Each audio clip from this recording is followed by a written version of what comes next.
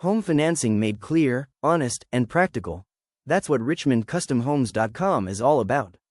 Many buyers ask if they can build a custom home with a mortgage, and the answer is yes, but usually not a standard mortgage at the start.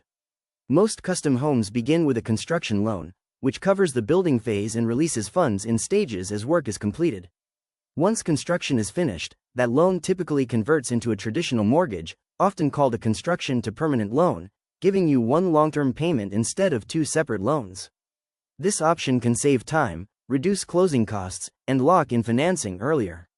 Some buyers may also qualify for FHA, VA, or USDA construction programs depending on credit, income, and eligibility. The key is choosing the right loan structure before building begins so there are no surprises later. With the right guidance, building a custom home with mortgage financing can be smooth, flexible, and financially smart. For more info, Dwayne Buziak, Mortgage Maestro, NMLS 11106478042128663, Dwayne at coast2coastmall.com, and visit richmondcustomhomes.com.